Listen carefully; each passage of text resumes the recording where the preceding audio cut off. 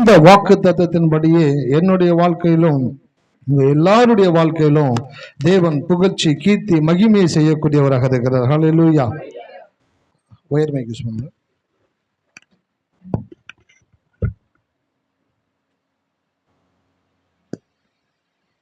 ஸ்தோத்திரம் ஆண்டவரே. ஹல்லேலூயா. நன்றி நன்றி நன்றி.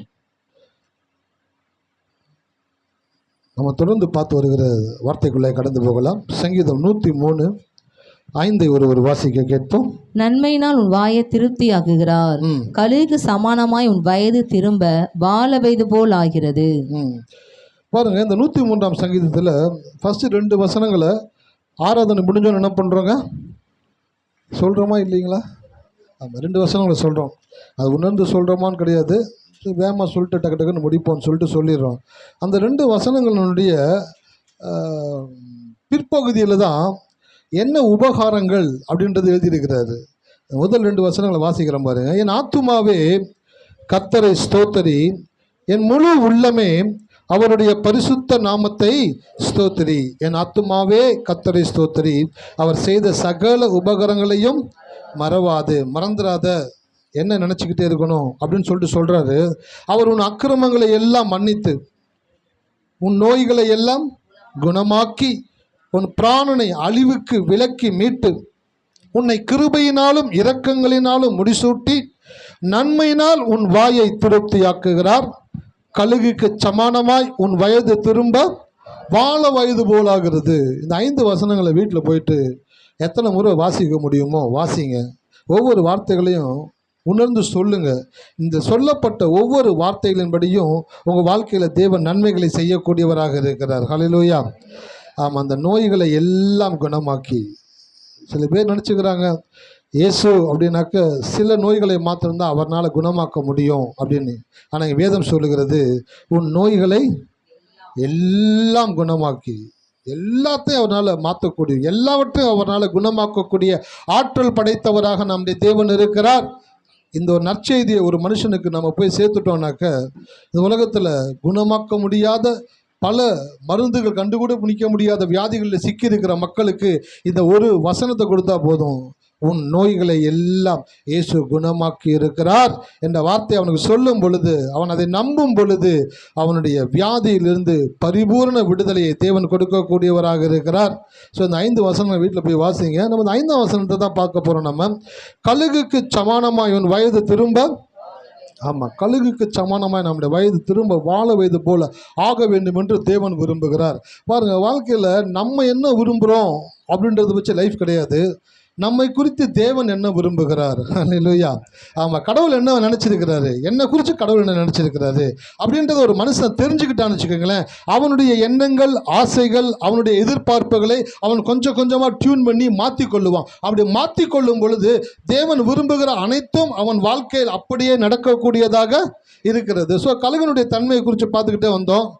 கழுகு அதிக உயரத்தில் பறப்பது கழுகின் தன்மைன்னு சொல்லிட்டு, கழுகினுடைய தன்மை அப்படி இருக்கும் என்றால் மனுஷனுடைய தன்மை என்ன என்பதை காண்பிக்கிறதுக்காக ஆதியாகமம் 1:28 உங்களை வாசிக்க சொன்னேன். எடுத்துக்கொள்ளும். பின்பு தேவன் அவர்களை நோக்கி, நீங்கள் பலுகி பெருகி பூமியை நிரப்பி அதை கீழ்ப்படுத்தி சமுத்திரத்தின் மச்சங்களையும் ஆகாயத்து பறவைகளையும் பூமி மேல் நடமாடுகிற சகல ஜீவ ஜந்துகளையும் ஆண்டு கொள்ளுங்கள் என்று சொல்லி தேவன் அவர்களை ஆசீர்வதித்தார். 5 காரியங்களை சொல்லி கடவுள் ஆசீர்வதிக்கிறாரு. எனக்கு இந்த தேவனை ரொம்ப பிடிக்குது.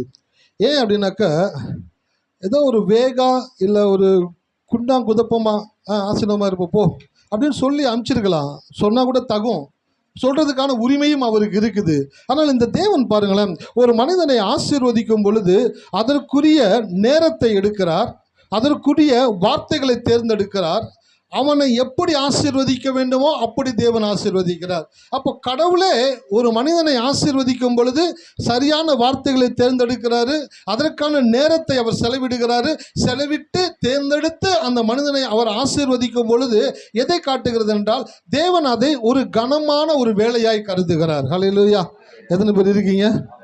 ஆமாம், கடவுள் ஒரு விஷயத்தை கனமாக எதை நினைக்கிறாரோ அதை நீங்களும் கனமாக நினச்சிங்கனாக்க அந்த கனத்துக்குரிய ஆசீர்வாதம் உங்களுடைய வாழ்க்கையில் வரக்கூடியதாக இருக்கிறது. கடவுள் சொன்னார், என்னை கனப்படுத்துகிறவனை ஆமாம், அதில் இன்னொரு காரியம் என்னன்னாக்க, அவரை கனப்படுத்துறது மாத்திரமல்ல, அவர் ஒரு விஷயத்தை எப்படி கனப்படுத்தி செய்திருக்கிறாரோ அதே விஷயத்தை மனிதனும் கனப்படுத்தி செய்யும் பொழுது அவரை கனப்படுத்துறதுக்கு அது சமமாக இருக்கிறது. எத்தனை பேருக்கு புரியுது?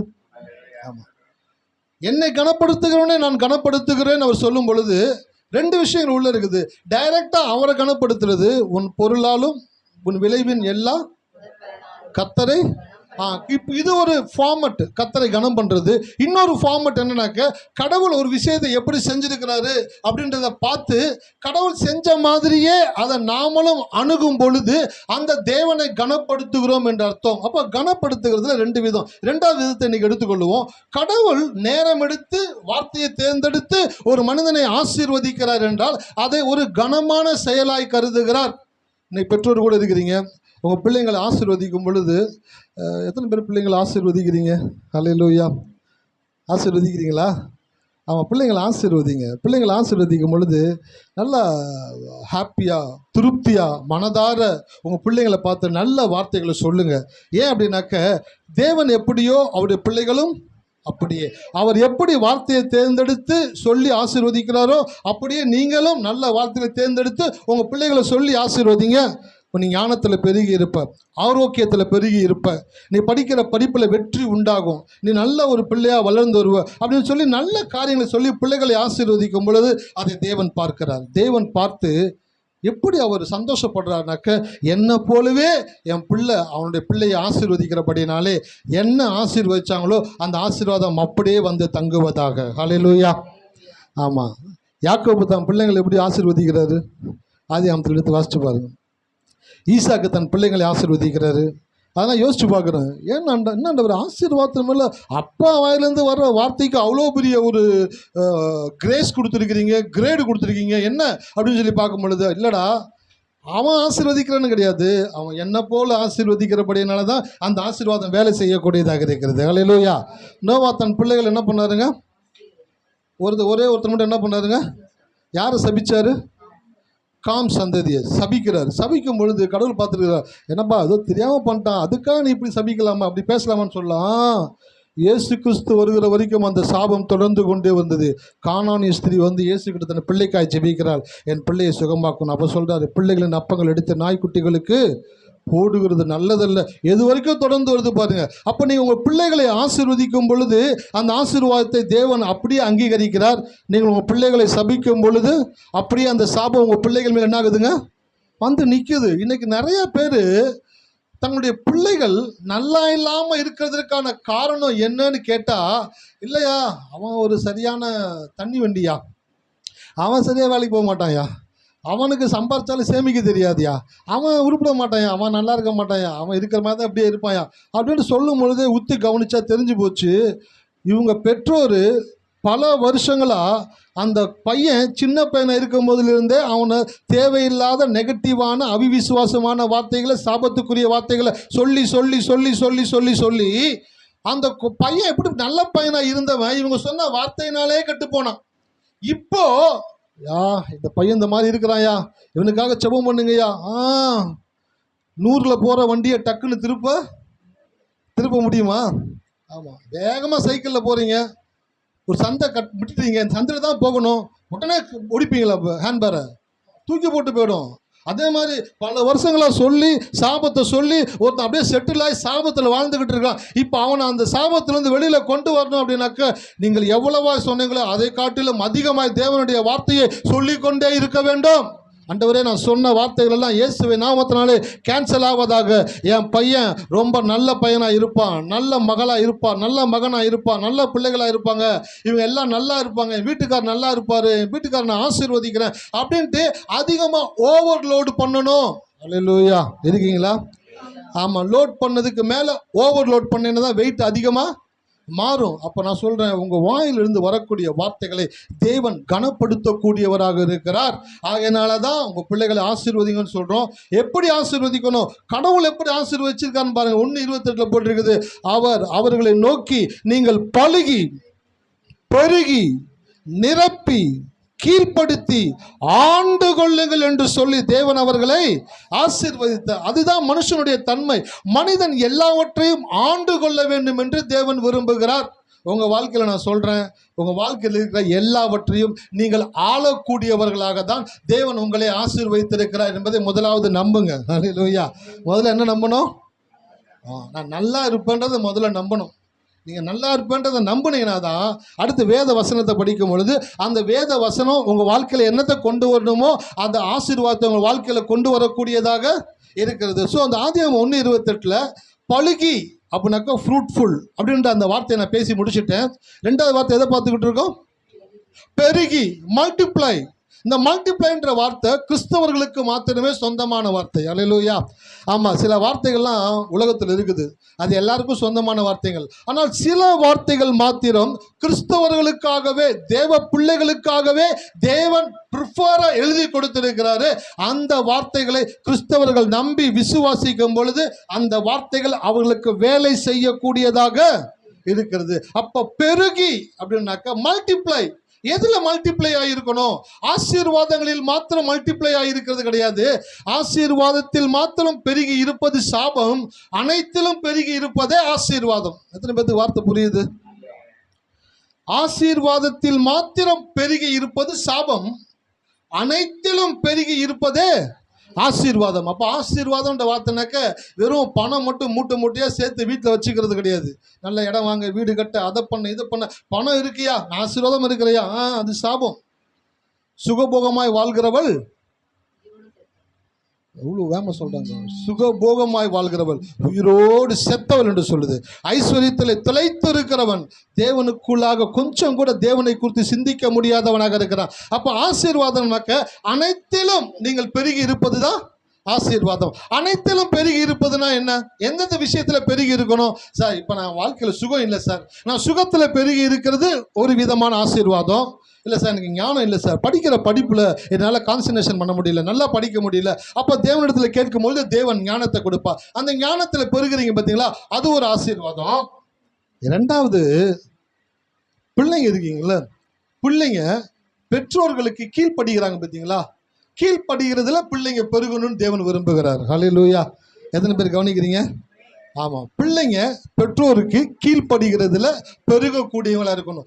நேற்று உங்கள் பெற்றோர்கள் சொன்ன வேலைகளை எப்படி செஞ்சீங்களோ அதை விட இன்னைக்கு கொஞ்சம் எக்ஸ்ட்ரா உங்கள் பெற்றோருக்கு கீழ்ப்படுகிறீங்க பார்த்தீங்களா, அந்த பெருக்கத்தை தேவன் பார்த்து உங்களுடைய வாழ்க்கையின் பெருக்கத்தை திட்டமிடக்கூடியவராக இருக்கிறார். அப்போ பிள்ளைங்க பெற்றோர்களுடைய வார்த்தைக்கு என்ன பண்ணணும்? பெற்றோருடைய வார்த்தைக்கு ஆமாம் கீழ்ப்படியணும். கதவை சாத்திட்டு போ அப்படின்னாக்கா திறந்து விட்டு போகக்கூடாது.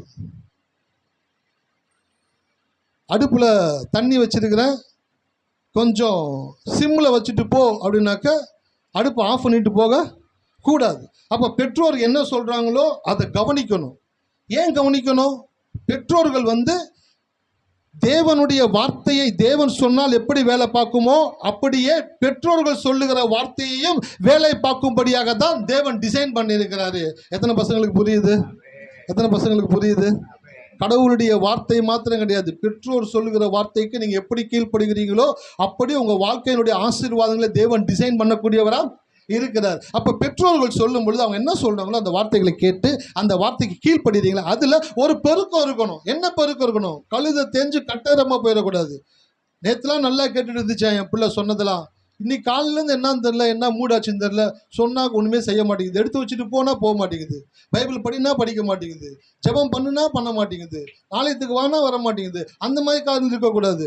நீங்கள் எவ்வளவா பெற்றோருடைய வார்த்தைக்கு கீழ்ப்படுகிறீங்களோ அதில் நீங்கள் பெருக வேண்டும். அப்படி அதை நீங்கள் இன்னும் கொஞ்சம் இன்க்ரீஸ் பண்ணும் பொழுது கடவுளுடைய கிருபை உங்கள் மேல் பெருகக்கூடியதாக இருக்கிறது. ஹல்லேலூயா.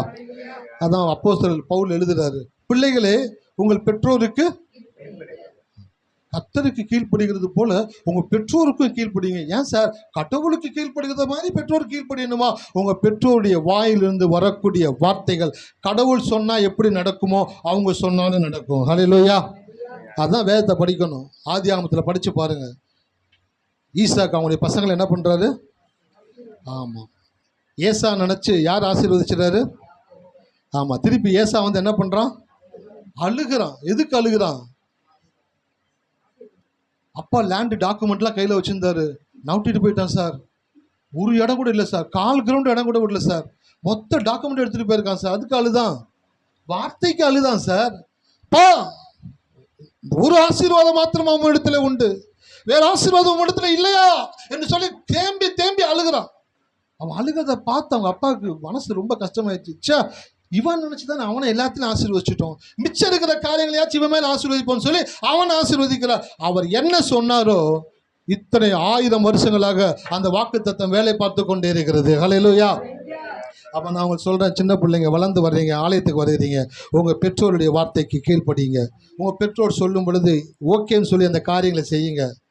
2 இட்லி கொடுக்குறவங்க 3 இட்லி சாப்பிடுன்னு சொன்னாங்க, என்ன பண்ணணும்? 1.5 இட்லி சாப்பிட்டு 1/2 இட்லி தெரியாமல் குப்பை டப்பால தள்ளக்கூடாது. 2 இட்லி சாப்பிட்டவங்க இன்னொரு இட்லி சாப்பிடுமா உடம்புக்கு நல்லதுமான்னு சொன்னாங்கனாக்க, இன்னொரு இட்லி பிடிக்கல, நல்லா இல்லைனா கூட இயேசுவின் நாமத்தினால நான் கீழ்ப்படுகிறேன் அப்படின்ட்டு அந்த 3வது இட்லியும் சாப்பிடும் பொழுது கடவுள் பார்க்குறாரு. நான் சொல்கிறது உங்களுக்கு வேடிக்கையாக இருக்கலாம், ஆனால் இதில் கட்டாயமாக இந்த வார்த்தை உண்மையுள்ள வார்த்தை. தேவன் பார்க்குறாரு. பெற்றோருக்கு கீழ்ப்படுகிற பிள்ளைகளுடைய செயல்களை தேவன் கவனித்து அந்த பிள்ளைகளுக்கு அதற்குரிய கிருபைகளை கொடுக்கக்கூடியவராக இருக்கிறார். இயேசு இந்த பூமியில் வாழ்ந்த பொழுது அவர் 30 வயது வரைக்கும் என்ன பண்ணாரா? பெற்றோருக்கு கீழ்ப்படிந்து அவர்கள் சொல்லுகிறதை சரியாய் செய்து கொண்டு வந்தார். முன்மாதிரி நமக்கு இயேசு இருக்கிறார் பாருங்களேன். எத்தனை வயசு வரைக்கும் கேட்டாரு? 15 வயசு ஆயிட்டாலே அம்மா பக்கத்தில் போய் நின்று இப்படி பார்க்குறது, அம்மா நான் உங்களோட ஹைட்டாக இருக்கேன், இனிமேல் நீ சொல்கிறத கேட்கணும்னு எனக்கு அவசியம், நான் சொல்கிறத நீ கேளு. ஆனால் இயேசு 30 வயது வரைக்கும் பெற்றோருக்கு கீழ்ப்படிந்து அவர்கள் சொல்லுகிறதை அப்படியே அவர் செய்து கொண்டு வந்தார் என்று வேதம் சொல்லும் பொழுது அவர் மேல் தேவனுடைய கிருபை இருந்தது. அதான் லூக்கால வாசிச்சு பாருங்க.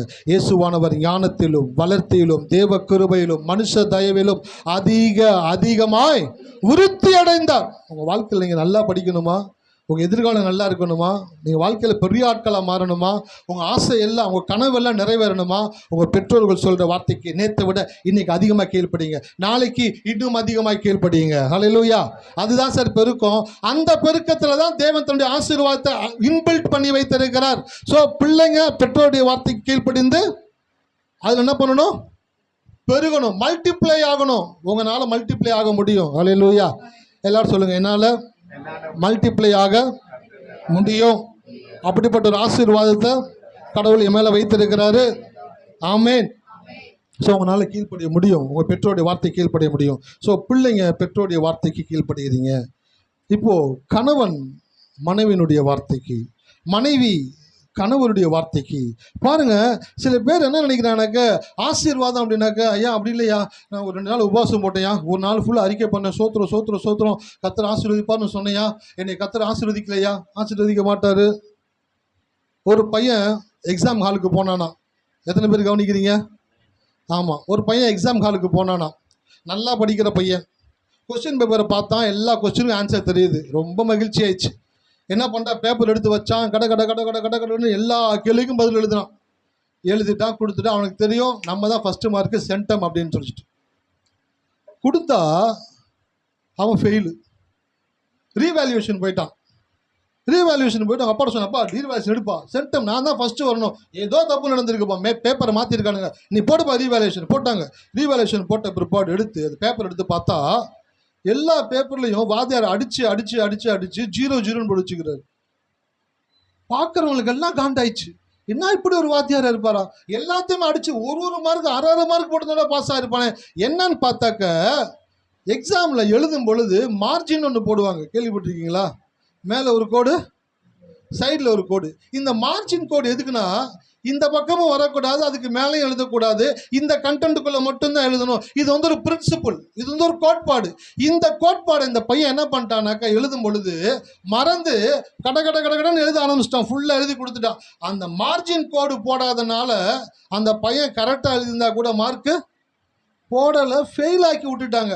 கேட்டாக்கா அவன் வாத்தியார் சொல்கிறாரு, அவன் நல்லா படிக்கிற பையனாக இருக்கட்டும், நல்ல எழுதக்கூடிய பையனாக இருக்கட்டும், அவன் மார்ஜின் போடணுன்ற பிரின்சிபல் தெரியல அப்படின்னாக்க அவன் எவ்வளோ எழுதியிருந்தாலும் அதுக்கு மார்க்கு கொடுக்க மாட்டேன்.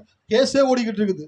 கொடுக்க மாட்டேன்றார் வாத்தியார். இன்னைக்கு நிறைய பேர் ஆசீர்வதிக்கப்படாததுக்கான காரணம் என்னன்னு சொல்றேன் பாருங்களேன். நீங்க நல்லவங்க, நீங்க உண்மையானவங்க, நீங்க விசுவாசம் உள்ளவங்க, நீங்க தெய்வ பக்தி உள்ளவங்க, நீங்க தேவனுக்கு கொடுக்கிறவங்க, நீங்க வேதத்தை வாசிக்கிறவங்க, ஜெபிக்கிறவங்க, எல்லாத்துலயும் ஓகே. ஆனா மார்ஜின் போடல அப்படின்னாக்க நீங்க என்னதுங்க? ஃபெயில் தான். மார்ஜின்னா என்னங்க? பிரின்சிபல்ஸ் என்னங்க? தேவன் சொன்ன காரியங்களை கேட்டு அதன்படி செய்யும் பொழுதுதான் நீங்கள் ஆசீர்வாதத்திற்கு பங்குதாரர்களாய் மாறுகிறீர்கள். நோவா பேழையை கட்டினாராம். எப்படி கட்டினாரு சொல்லுங்க?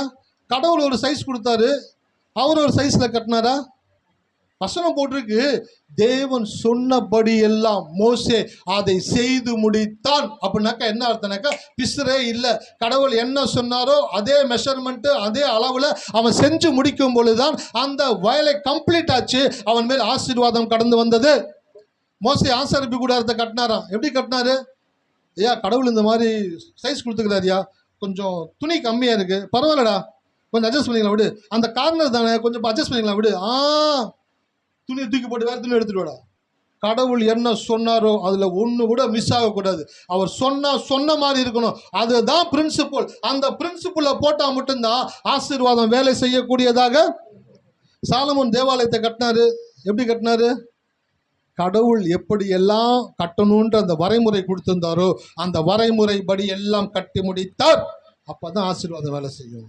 நிறைய பேர் வாழ்க்கையிலேயே ஆசீர்வாதம் வேலை செய்யறனாக்கா மார்ஜின் போடாமையே பரீட்சை எழுதி எழுதி எழுதி எழுதி ஃபெயில் ஆகிட்டே இருக்கீங்க. இன்றைக்கு ஆண்டு உங்ககிட்ட சொல்றாரு, நீ எப்போ உனக்கு தலையா இருக்கிறவங்களுக்கு கீழ்ப்படுகிறியோ அப்போதான் உன்னை தேவன் மேல் படிக்கு கொண்டு போகக்கூடியவராக இருக்கிறார். எத்தனை பேருக்கு புரியுது?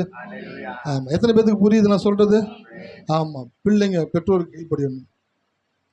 மனைவி கணவனுக்கு, கணவன் மனைவிக்கு. வரமாட்டேங்குது சத்தம். என்னப்பா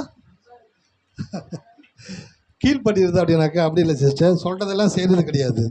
வேத வசனத்தின்படி ஒரு விஷயத்தை டிஸ்கஸ் பண்ணும் பொழுது மனைவி சொல்றது கரெக்டுனாக்க கணவன் என்ன பண்ணணும்? ஒத்துன்னு போயிடணும். கரெக்டுமா, நீ சொல்றது கரெக்டு. என்றைக்குமே வாழ்க்கையில் தப்புக்கு ஆர்குமெண்ட்டே பண்ணாதீங்க. அது ரொம்ப ஒரு பேட் ஹேபிட். அந்த ஹேபிட் கடவுளுக்கு பிடிக்கவே பிடிக்காது. அது யாருடைய ஹேபிட்னாக்க பிசாசனுடைய ஹேபிட். பிசாசு என்ன பண்ணா? தேவனுடைய சிங்காசனத்துக்கு மேலாக என் சிங்காசனத்தை உயர்த்துவேன்னு சொன்னா. தப்பா ரைட்டா? அப்ப கடவுள்கிட்ட மன்னிப்பு கேட்டுக்கணுமா கூடாதா? என்ன தப்பு பண்ணிட்டேன், நான் பண்ணது என்ன தப்பு, நான் பண்ணது தப்பு இல்லைன்னு இன்னைக்கும் அந்த தப்பை ஒத்துக்கிறாம இருக்கான் பார்த்தீங்களா? அதுதான் அவனுடைய வீழ்ச்சிக்கான மிகப்பெரிய காரணமாக இருக்கிறது. வாழ்க்கையில என்னைக்கு ஒரு விஷயம் தப்புன்னு தெரியும் பொழுது அதை ஒத்துக்கிட்டு எஸ் இது தப்பு தான் நான் ஒத்துக்கிறேன், இதை மாத்திக்கிறேன்னு எப்போ சொல்றீங்களோ அன்றைக்கு தான் நீங்க தேவனுடைய பிள்ளைகளா மாறப்படுகிறீங்க. அல்லேலூயா. என்னைக்குமே தப்பான காரியத்துக்கு ஆர்குமெண்ட் பண்ணவே கூடாது. தப்பான காரியத்துக்கு நீங்கள் எதிர்த்து நிற்கவே கூடாது. தப்பான காரியத்துக்கு நீங்கள் பேசிக்கிட்டே இருக்கக்கூடாது. தப்புனா தப்பு, அவ்வளோதான், ஒத்துக்கிட்டு அடுத்த வேலையை பார்த்துட்டு போயிட்டே இருக்கணும்.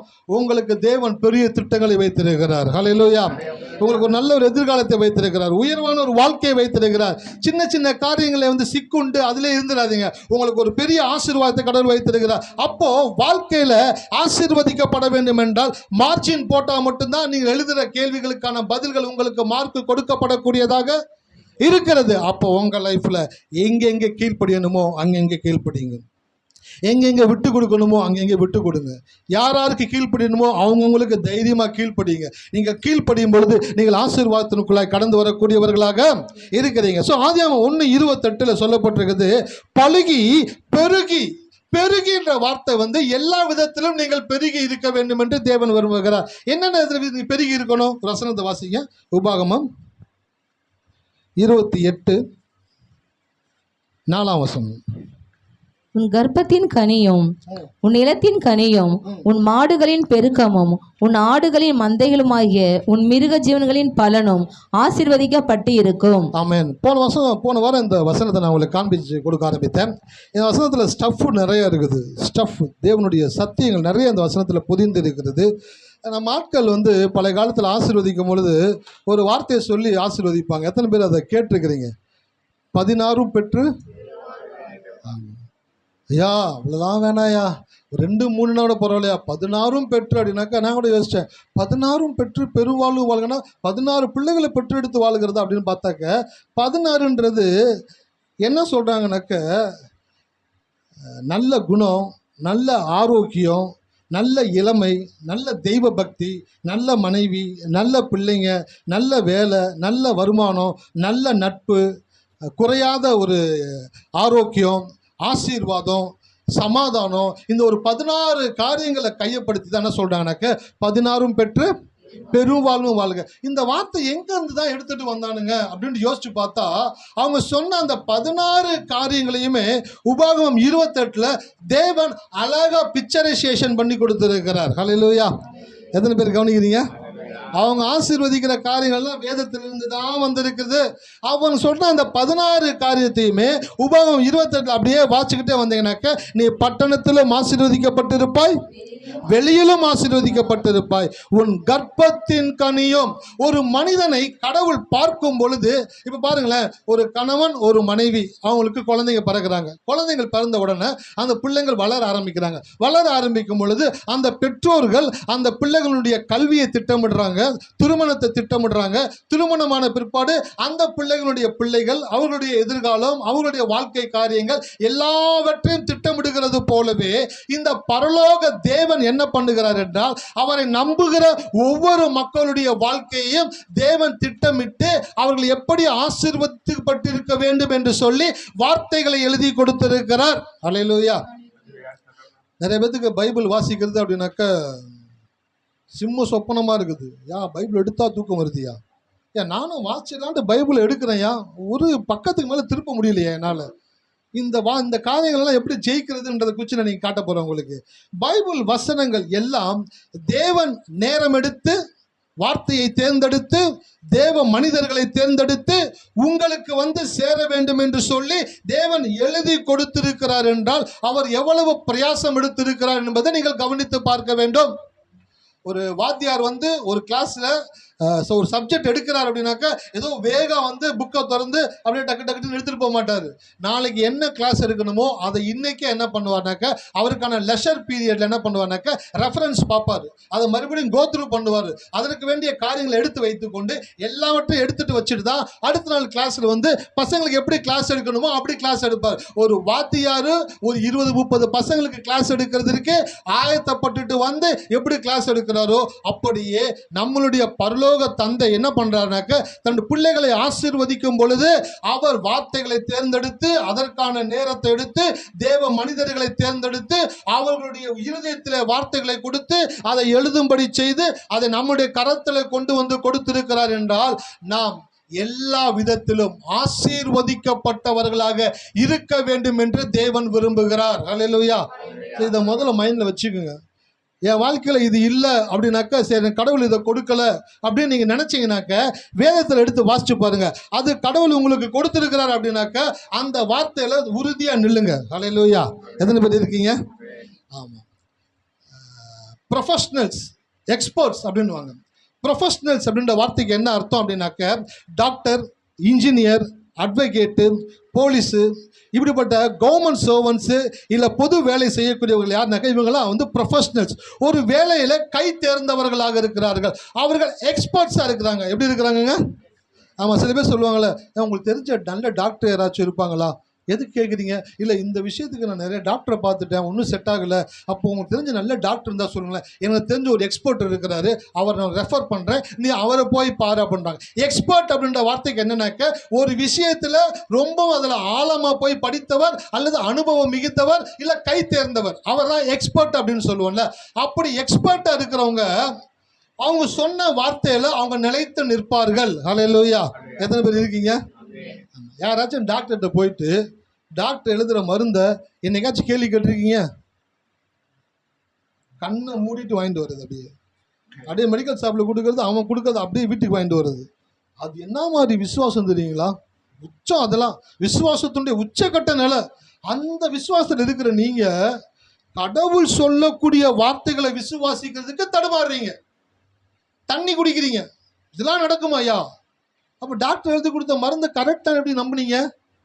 சரி, டாக்டரை விடுங்க, மெடிக்கல் ஷாப்பில் இருக்கக்கூடிய ஆளை எடுத்து கொடுத்த மருந்து கரெக்டான மருந்து எப்படி நம்புனீங்க? கேள்வி கேட்க மாட்டீங்க. அப்போ என்ன பண்ணுறீங்க? அவங்கக்கிட்ட கேட்டால் டாக்டர் சொல்லுவார், நான் என்ன மருந்து எழுதி கொடுக்குறேனோ அதுதான் உனக்கு வேலை செய்யும், வாயை மூடிட்டு போய் வாங்கி போடு, சரியாயிரும் போடுவார். வார்த்தையில் நிற்கிறாரு. மெடிக்கல் ஷாப் கார்டு கேட்குறீங்க, ஏன்னா அந்த டாக்டர் எழுத்தே புரியலண்ணே, ஆனால் நீங்கள் எப்படி மாத்திரை எடுத்தீங்க? நாங்கள் பழகிருக்கோங்க, எங்களுக்கு தெரியுங்க, நாங்கள் எக்ஸ்பர்ட். அது டாக்டருடைய எதை எழுதுனாரோ ஈஸியாக கண்டுபிடிச்சிருவோம், நாங்கள் சொன்னால் கரெக்டாக இருக்கும், இந்த மாத்திரை தான் டாக்டர் எழுதினாரு, இல்லை சந்தேகமாக இருக்குது, சரி டாக்டர் செக் பண்ணிக்கங்க. மாத்திரை எடுத்து டாக்டர்கிட்ட போகிறீங்க, டாக்டர்கிட்ட காக்குறீங்க, டாக்டர் பார்க்குறாரு, கரெக்டாக இருக்குது. மெடிக்கல் ஷாப் கார்ட்டை போகிறீங்க, நான் கரெக்ட் தானே, நாங்கள் சொன்னால் கரெக்டாக இருக்குங்க, நம்பி போங்க. அந்த மாதிரி நாங்கள் மாத்திரை விளையாட மாட்டோம். அவன் எக்ஸ்பர்ட்டாக இருக்கிறான். எக்ஸ்பர்ட்டாக இருக்கிறவன் எதில் நிற்கிறான்? எதில் நிற்கிறான்? ஆமாம், எக்ஸ்பர்ட்டாக இருக்கிறவன் தன்னுடைய வார்த்தைகளை எப்படி திறனா நிற்கிறானோ அதே போல பைபிளில் நீங்கள்லாம் எக்ஸ்பர்ட். ஹல்லேலூயா. நீங்களாம் வேத வல்லுநர்கள். இந்த எக்ஸ்பர்ட் அப்படின்ற வார்த்தைக்கு என்ன அர்த்தம்னாக்க, ஒரு விஷயத்தை 10 ஆண்டுகளுக்கு மேலே ஒரு நபர் செய்துட்டாக்க அந்த நபர் அந்த வேலையில் எக்ஸ்பர்ட்டாக இருக்கிறாருன்னு அர்த்தம். அப்போ எக்ஸ்பர்ட்டாக இருக்கிற அவர் என்ன வார்த்தை சொல்கிறாரோ அந்த வார்த்தையில் ஸ்டாண்டர்டாக நிற்கிறார் பார்த்தீங்களா, அதுதான் அவருடைய தைரியம். ஹல்லேலூயா. சரி, ஓகே. டாக்டரு, மெடிக்கலு, அட்வொகேட்டு, போலீஸ்காரங்க எல்லாரும் அவங்கவுங்க வார்த்தையில் தைரியமாக நிற்கிறாங்களே, நீங்கள் யார்? தேவன் உங்களுக்கு என்ன கொடுத்துக்கிறாரு? இந்த வேதத்தில் இருக்கிற எழுத்துக்கள் யாருடையது? ஆமாம். அப்போ நீங்கள் எதில் நிற்கணும்? ரோட்லையா? தேவ வார்த்தையில் நிற்கணும் சார். உலகத்தான் அவன் படிச்சுட்டு 10 வருஷம் ஒரு விஷயத்தை படிச்சுட்டு ஒரு டாக்டர் வேலை பார்த்துட்டு நான் சொல்கிறத தான் நீ செய்யணுன்ட்டு ஸ்ட்ராங்காக சொல்ல முடியுது. அவங்ககிட்ட மறுப்பு உங்களால் பேச முடியலை. ஆனால் தேவனுடைய வார்த்தையை கையில் வச்சுருக்கீங்க. 10 வருஷமாக நீங்கள் பைபிள் படிக்கிறீங்கன்னாக்கா நீங்கள் அதில் எப்படி இருக்கணும் சொல்லுங்களேன்? எக்ஸ்பர்ட்டாக இருக்கணும். அதில் நீங்கள் தெளிவாக இருக்கணும், வல்லுநர்களாக இருக்கணும். வார்த்தைகள் சொல்லுகிறதா, இந்த வார்த்தையின்படி தான் நிற்பேன், இந்த வார்த்தைக்காக மாத்திரமே நான் நிற்பேன், இது எப்படி என் வாழ்க்கையில் நடக்கும். ஹல்லேலூயா. அப்படி எவன் நிற்கிறானோ அவனை தான் தேவனுக்கு ரொம்ப பிடிக்கும். அதுதான் ப்ரொஃபஷனலிசம், அதுதான் எக்ஸ்பர்ட், அதுதான் கடவுளை கவர்ந்து இழுக்கக்கூடிய ஒரு காரியம். இன்னைக்கு காலையில் அண்ணன் பிரசங்கித்தாங்கல்ல, எத்தனை பேர் கானான் தேசத்தை வேவு பார்க்க போனாங்க? எத்தனை பேர் மூக்கு அடிச்சாங்க? எத்தனை பேர் வார்த்தையில் நின்னாங்க? யோசுவாவும் காலேபும் என்ன சொன்னாங்க? நாம் துரிதமாய் போய் அதை பிடித்து கொள்ளலாம், கர்த்தர் நமக்கு அந்த தேசத்தை கொடுத்தார், நாம் சீக்கிரமா போய் பிடிச்சுப்போம் அப்படின்ட்டாங்க. 10 பேரும் அழுகுறாங்க, தேம்பி அழுகுறாங்க. முடியாது ஜி. அங்க இருக்கிறவங்களை பார்த்தா எல்லாம் அரக்கப்பயல்களா இருக்காங்க, போனா நம்மளை அப்படியே நசிக்கிடுவானுங்க, நாங்க வரமாட்டோம் அப்படின்ட்டு ஜனங்க நைட்டு ஃபுல்லா அழுகுறாங்க, கண்ணீர் வடிக்கிறாங்க. இவங்கெல்லாம் யாருனாக்க வார்த்தையில நிக்க தெரியாதுங்க. 40 வருஷம் ஒரு கடவுள் கூட நடந்திருக்கிறாங்க. எத்தனை வருஷம் நடந்திருக்காங்க? 40 வருஷம் ஒரு கடவுள் நடத்திருக்கிறாரு. செங்கடலை பிரித்து கூட்டிட்டு வந்திருக்கிறாரு, கண்மலிலிருந்து தண்ணியை கொடுத்துருக்கிறாரு, வானத்திலிருந்து மன்னாவை கொடுத்துருக்கிறாரு, காத்துலேருந்து இறைச்சியை கொடுத்துருக்கிறாரு, அவங்களுக்கு வேண்டிய எல்லாவற்றையும் கொடுக்கிறாரு. மேகஸ்தம்பம் இருக்கு, அக்னி ஸ்தம்பம் இருக்கு, தூதனானவர் முன்னாடி போகிறார். சார், மிகப்பெரிய ஒரு பிரம்மாண்டம் சார், அது பிரம்மாண்டம். அவ்வளோ பிரம்மாண்டத்தை பார்த்த மக்கள் கிட்ட வந்துட்டு, கடவுள் தர்றேன்னு சொன்ன இடத்துக்கிட்ட வந்துட்டு அந்த வார்த்தையில நிக்க முடியாம போயிட்டாங்க சார். ப்ரொஃபஷனல்ஸ் கிடையாது. வேதம் சொல்லுது, யோசுவாவும் காலேபும் மாத்திரமே அதற்குள் பிரவேசித்தார்கள், அந்த சந்ததியில் இருக்கிற எல்லாரும் மடிந்து போனார்கள். எவ்வளவு குடும்பம் பாருங்க சார். ஒரு வார்த்தையில நிக்கலைனாக்க மரணம் உங்ககிட்ட வேலையை காட்ட ஆரம்பிச்சிடும். ஆனா நீங்க வார்த்தையில நின்னீங்கனாக்க மரணம் உங்களுக்கு முன்பாக மண்டியிடும். அல்லேலூயா. மரணமே உங்களுக்கு முன்பாக மண்டியிடக்கூடிய ஆற்றல் நீங்கள் தேவனுடைய வார்த்தைக்காக நிற்கும் பொழுது அது தேவன் உங்களுக்காய் செய்யக்கூடியவராக இருக்கிறார். அல்லேலூயா. அப்போ 1000 பேர் உங்கள்கிட்ட 1000 சொல்ல, நான் இதில் எக்ஸ்பர்ட்டு, நான் அதில் எக்ஸ்பர்ட்டு, நான் சொல்கிறதான் நடக்கும், இப்படி தான் போகும், அப்படி தான் போகும்னு சொல்லும் பொழுது ஆமா சாமி போடக்கூடாது. அந்த இடத்துல நீங்களும் ஒரு விஷயத்தில் எக்ஸ்பர்ட்டு. அல்லேலூயா. இருக்கீங்களா இல்லைங்களா? நீங்களும் ஒரு விஷயத்தில் எக்ஸ்பர்ட். என்ன எக்ஸ்பர்ட் தெரியுங்களா? தேவனுடைய வார்த்தையில் நீங்கள் எக்ஸ்பர்ட்டாக இருக்கிறீங்க. அதனால தான் பைபிளை அடிக்கடி படிங்கன்னு சொல்கிறோம். பைபிளை படிச்சிங்கன்னா தான் நீங்கள் ப்ரொஃபஷனலாக மாறுவீங்க, எக்ஸ்பர்ட்டாக மாறுவீங்க. அப்போ ஒரு விஷயம் வரும் பொழுது அந்த விஷயத்துக்குரிய வார்த்தைகளை எடுத்து அந்த இடத்துல நிற்பீங்க. ஸோ ஒரு டாக்டரு, எக்ஸ்பர்ட்டான டாக்டர்னு எதை வச்சு சார் சொல்கிறாங்க? உங்களை போன உடனே பரிசோதிச்சுட்டு உங்கள் உடலில் இருக்கக்கூடிய காரியங்களை அனலைஸ் பண்ணிட்டு அதுக்கு இந்த மாத்திரை இந்த மருந்து சாப்பிட்டாதான் சரியாகும்னு சொல்லிட்டு அந்த மாத்திரையை அந்த மருந்தையும் டயக்னைஸ் பண்ணி அதை எழுதி கொடுக்குறாரு பார்த்தீங்களா? அதில் தான் அவர் எக்ஸ்பர்ட்டு. அப்போ நீங்க எதுல எக்ஸ்பர்ட் அப்படின்னாக்க, என் வாழ்க்கையில எந்தெந்த காரியங்கள் சரியில்லாமல் இருக்கிறதோ அதற்குரிய வாக்கு தத்தங்களை தேவனுடைய வார்த்தையில எடுத்து அதை நான் சொல்றேன் பார்த்தீங்களா, அப்பதான் நான் எக்ஸ்பர்ட். ஹல்லேலூயா. நான் ப்ரொஃபஷனல். சில பேர் தப்பா நினச்சிக்கிறாங்க, ஏன் நான் படிக்கலையா, எனக்கு ஒன்றும் தெரியாதியா, எனக்கு அவ்வளோ பெரிய நாலேஜ் இல்லையா, எனக்கு அவ்வளோ பெரிய அண்டர்ஸ்டாண்டிங் இல்லையா. அதெல்லாம் ஒன்றும் தேவையில்லை. ஒரு விஷயத்தை தொடர்ந்து பண்ணிங்கன்னா நீங்கள் அது எக்ஸ்பர்ட் ஆகிடுவீங்க. எத்தனை பேர் ஃப்ரைட் ரைஸ் சாப்பிட்ருக்கீங்க? நீங்கள் நைட்டு வீட்டுக்கு வாங்கிட்டு போகிறேன்னு சொல்லியிருக்கிறேன். அந்த ஃப்ரைட் ரைஸ் போடுறவன் சொல்லும் போது சொல்லுவான், ஆனால் ஒரு சிக்கன் ரைஸ்ண்ணா. இன்னொருத்தர் சொல்லுவான், ஆனால் எனக்கு ஒரு சிக்கன் ரைஸ்ண்ணா. சரிப்பா. ஆனால் எனக்கு ஒரு சிக்கன் ரைஸ்ண்ணா. சரிப்பா. அவன் மைண்டு என்ன தான் மைண்டுன்னு தெரியல, 4 சிக்கன் ரைஸும் அவன் மைண்டில் போயிடுது. மைண்டில் போன உடனே டக்கு டக்கு டக்கு டக்கு சிக்கன் எடுத்து போடுறான், அந்த ரைஸ் அள்ளி கொட்டுறான், அந்த பொடி எடுத்து சக்கு சக்கு சக்கு சக்கு சக்கு சக்கு சக்கு சக்குன்னு போகிறான், கர கர கர கர சுற்றி சிண்டி கிண்டி டப்பு டப்பு டப்புன்னு எடுத்து வைக்கிறான். பார்த்தா கரெக்டாக 4 பேர்த்துக்கு வேண்டிய ப்ரொப்போசிஷனை எக்ஸாக்டாக போட்டு 4ஆக பிரித்து அவங்க பக்கம் ஒவ்வொருத்தருக்கும் ஒவ்வொரு பேக் எடுத்து கையில் கொடுக்கும் பொழுது நான் அப்படியே வியக்கிறேன். இதெல்லாம் ஃப்ரைட் ரைஸ் வாங்க போனால் இதெல்லாம் பார்க்கணும். இல்லையா, ஒரு ஃப்ரைட் ரைஸ் போடுங்க அப்படின்ட்டு பின்னாடி திரும்பி நிற்கக்கூடாது. ஃப்ரைட் ரைஸ் பாருங்க, அவன் எப்படி ஆக்டிவேட் பண்ணுறான், எப்படி அவன் மூளை வேலை பார்க்குது, எப்படி அவன் கை வேலை பார்க்குது, எப்படி அவன் அந்த எவ்வளோ குவான்டிட்டியை எடுக்கிறான், எப்படி குவான்டிட்டியை போடுறான், டேஸ்ட்டு தொட்டு தொட்டு டேஸ்ட் பார்க்குறானா. அப்படி கடைக்கு போவீங்களா யாராச்சும்? ஃப்ரைட் ரைஸ் போட்டுட்டு அக்கா இருங்கா, உப்பு கம்மியாக இருக்குப்பா, அந்த கடை பக்கமே போக மாட்டீங்க. ஒன்று கூட டேஸ்ட் பார்க்காம 4 பேருக்கு 4 ஃப்ரைட் ரைஸை கரெக்டாக போட்டு கவரில் கட்டி கொடுக்குறானாக்க அவன் யார்? அதில் ஃப்ரைட் ரைஸ் போடுறது அவன் எக்ஸ்பர்ட்டாக இருக்கிறான்னு என் மனைவிட்டு அடிக்கடி சொல்லுவேன்.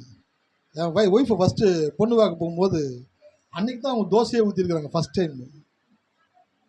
இன்றைக்கும் தோசை ஊற்றுறாங்கன்னு வச்சிங்களேன். அவங்க சொன்னாங்க, பல்லவத்துக்கு போனாலும் தோசை கன்ஃபார்மாக உண்டு.